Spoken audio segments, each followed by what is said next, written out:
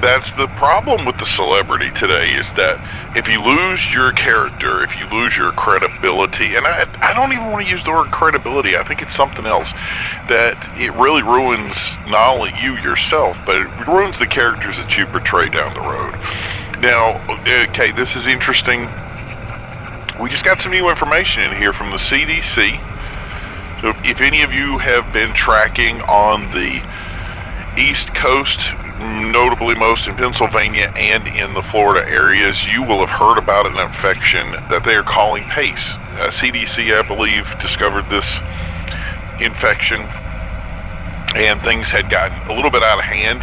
As we saw in Pennsylvania, there was an attack on police officers, and in Georgia there was an attack inside of a hospital that really brought attention to this whole entire thing, and a lot of people have been a little bit concerned about it. Obviously, with any kind of viral outbreak or pandemic of any kind, people want to be made aware of it. It's a little bit different than something that most people have encountered, and one of the big problems that we have is it's something that basically makes people crazy.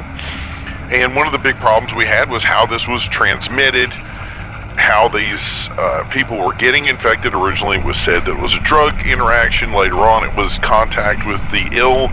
And then it was more solidified into attacks like scratching or biting or some sort of fluid transfer, I think was one of the things that somebody said with it.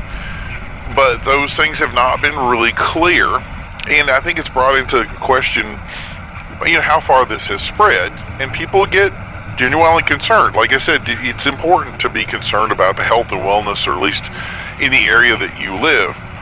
So these investigators had gone into different areas, and initially the government had said, or I think specifically civil defense had said, that they were tracking different areas that may have had outbreaks occur, but they were not specific on those outbreaks, and we expected an announcement later on to say different areas that, these are places where they confirmed or did not confirm. Well, the CDC did not wait. Today, mere minutes ago, they released a list of additional confirmed locations where the PACE infection has spread. Now, normally, they have been kind of keeping this, I want to say, a little bit hush-hush.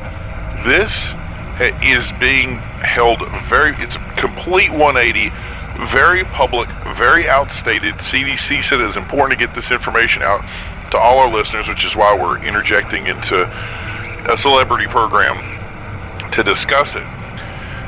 But they want us to get this information out to you as soon as possible. Obviously, we want everybody, there's no reason to react in crazy ways just because we list an area that you're in.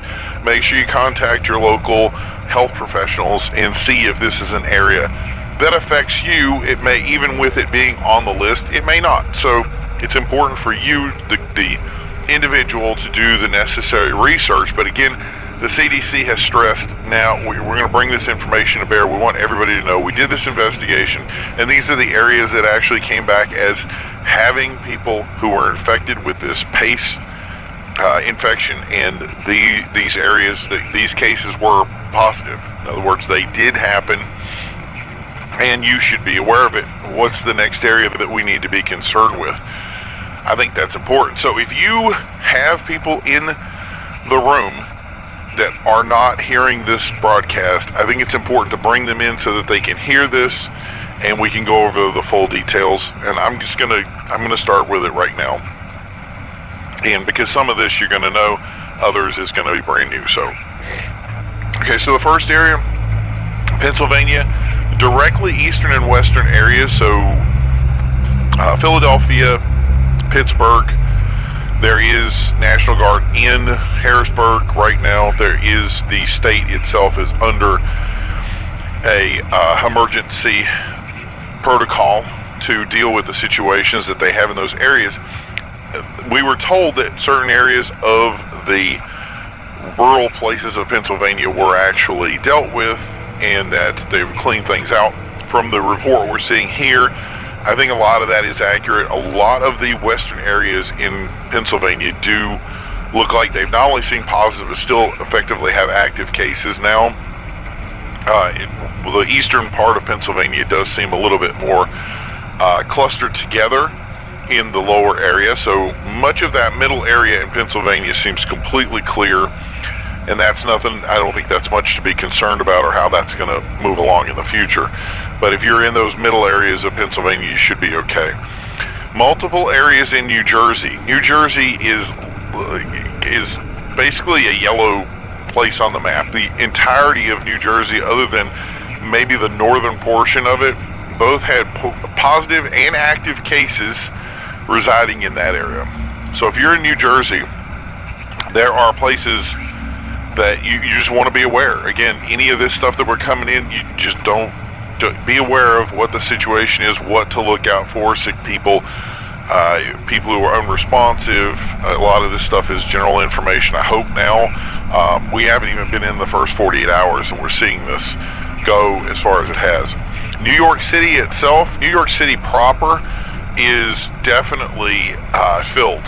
It is almost in the red for people who are infected inside of it. I guess that all of the cases there that were reported were considered positive, and some of them were being dealt with. The mayor of the city had said that he was taking other actions to ensure the safety of the citizens there. We heard that earlier today. We did not take much stock in it, but I'm guessing that he read this report and saw that there's a possibility that people have been housing sick people to prevent them because they have no place to put them. And that's really the question of what's happening is are people being stored or being contained to basically come over, I guess, try to outlive the illness or something along those lines. And that's becoming a big issue, and not so much obviously in rural areas, but I think in New York, any kind of areas like that, I think there's a concern, and we were seeing this in the report later, that this kind of containment action that people have been taking because they don't have access to shelters, they don't have access to health care, that's going to become an issue. And we might get back to that in the future here. Western Virginia is showing stark signs of positives. Again, in New York, in the entire state, New York is fine. There's not, and it's odd because it's right next to Pennsylvania, but for some reason New York State seems okay. It seems to be localized within New York City, so we'll take that under advisement. Western Virginia is inundated. North Carolina in general, there's very few spaces that actually appeared green on the map. For the most part, many of those were positive cases. South Carolina also came back with a lot of those cases had been indicative of positives, and they were, again, these are people that have been confirmed as being PACE cases.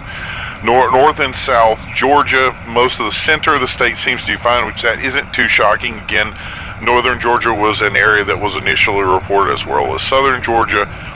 In the Atlanta area, probably where it was spread point was from. Again, that is still a concern area, and obviously it's red here. People are taking necessary action. We are hearing that people are seeing infected in the streets. So we'll take that under advisement for now. We'll hopefully get some more information in the future. Indiana is again showing a lot of cases. Basically, it's in the yellow. Ohio in its entirety is in the yellow. Michigan in its southern areas are definitely in the yellow, but we're seeing more of that spread towards the more northern areas. I'm wondering if the cold has anything to do with that. Oklahoma is sporadic. Certain areas of it are green, certain areas of it are yellow. It seems to be kind of a middle ground when it comes to this. I don't think, for the most part, if you go to Oklahoma, you're probably not even going to see anybody that's sick, but just be aware that they do exist, and there's actually more than you would expect. Eastern Texas is another area that is showing signs of definite infection. I don't know why it's just specifically eastern. It doesn't seem to spread too far into the state, which I thought that was more of a rural area. It's kind of unusual, but we'll just look at the map. You can figure it out for yourself. Southern Texas is next, especially next to the Mexican border. So that makes some real concerns there. Are we spreading this to Mexico, or is Mexico spreading it back? Is that an indication of an outlier drug problem that's going on there? It's just something we're going to have to keep an eye on. Follow-up reports now say that there are further investigations that are required in Southern California, Massachusetts, and Rhode Island. And those are big concerns. They're saying that there's the possibility that the Southern California ones, especially, I mean, it looks basically in the San Francisco, Oakland areas, may be positive cases. They don't know for sure. They've been seeing a lot of activity in that area. I don't know exactly what activity means, if that means see people are sick. Some of the reports were that people were engaging infected people or taking necessary steps to try to, I'm going to use the word eliminate anyone that's sick that may come into certain areas that are more crime-ridden, if you will. But again, Massachusetts and Rhode Island, those are two big concerns. Again, with the city stuff, it's something that you're going to have to be aware of, that if you have any kind of structures, buildings, things of that nature, people can get sick, get contained, and basically they're like big gigantic Venus flytraps that if anybody walks into them, gets basically absorbed, they're going to get sick, and now they're part of that equation. And this is quite the illness. This is something, it is not pretty, it's not good, it's very dangerous, but we're being told that it's very tough to get. So it is one of those things of being just doing your due diligence, just being aware. So this brought up the idea of activation. This is something they're adding to this report, that it caused them to get involved with the WHO, the World Health Organization, to get their efforts and look into information coming from overseas. Is this a concern for other areas? And what they're seeing, it came by, is they are basically confirming that China, Japan, parts of the Middle East, and Russia have all seen positive cases. China obviously has been controlling what information has gone out of the country, and they pretty much confirmed the idea that the northern part of China has positive cases, and that actions are being taken to diminish the effect of those cases in those areas. As for Russia, we heard no, it's the first time we hear anything from Russia and Middle East. Japan did report something earlier this year that they were taking early this month, that they were taking necessary action to contain something. They didn't really go into what. And yesterday, I think it was yesterday or very nearby, Japan had said that they encountered someone who had come over on a plane, and that they had, I'm going to use the word, dispatched them, or some sort of incident had happened. So yeah, those are things that are big concerns. This brought up a quick discussion regarding Southern Europe, and WHO was quick to analyze that Europe as a whole is indeed not prepared for this illness in any way, shape, or form. They do not have armed citizens. They do not have people who are, some people do put a lot of faith in their governments and branches to be able to take care of them and do the necessary steps. And their wording was that such an outbreak would be devastating, because it is not something that it would have to be handled from a civil level, which is why I think we have so much civil defense involved in what's going on here, is because it's something that would have to be handled from the citizens themselves, taking care of their own business, I guess you'd best say it. So yeah, the WHO has gone into overdrive at this point and doubled their efforts to discover the reason for the outbreak and to work on a potential treatment or cure. That's just about as crazy as information I could get right now. So to surmise what we just received, obviously we're in the middle of what at this point I think can easily be considered a pandemic, and one that we originally thought was more localized is now being determined as having spread to multiple states, multiple areas, and has possibly gone national, with no known reason for why that spread has occurred. There has been, obviously, CDC originally made claims of a drug, I believe, a drug interaction laying a lot of blame at the feet of a drug called xylazine, or what they were saying was an additive that was put into it that caused a lot of problems for people and originally caused the issues that have turned into what we're dealing with now.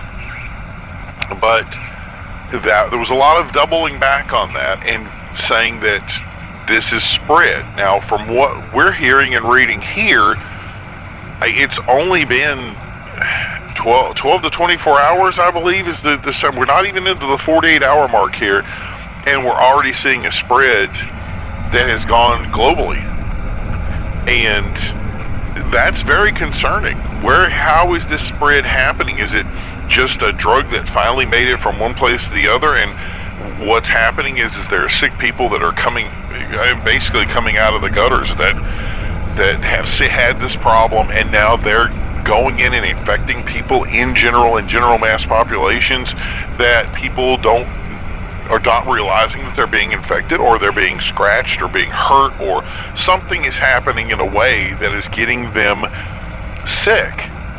And I just don't think it's possible. So that's the information we have. I don't really know what to do with it other than what we have in front of us right now. We have a problem. We have people who are dealing with the situation. So I hope you guys are going to take the necessary steps that you need to keep yourself safe and take necessary action. And the thing is it's going to take a lot of follow-up. When we're done here, we're going to make a ton of calls. We're going to make a ton of information acts. We're going to, I'm being told by the producer that we are moving away from our regularly scheduled program right now to discuss the implications of this and to get in touch with obviously someone in civil defense or in some sort of government program to try to figure out heads or tails of what we're running into. And then when we get that information, we are going to pass it on to you, our awesome listeners. So thank you guys for tuning in. Remember, we will be back very soon, so keep it dialed to this channel and we'll get it to you as soon as we can.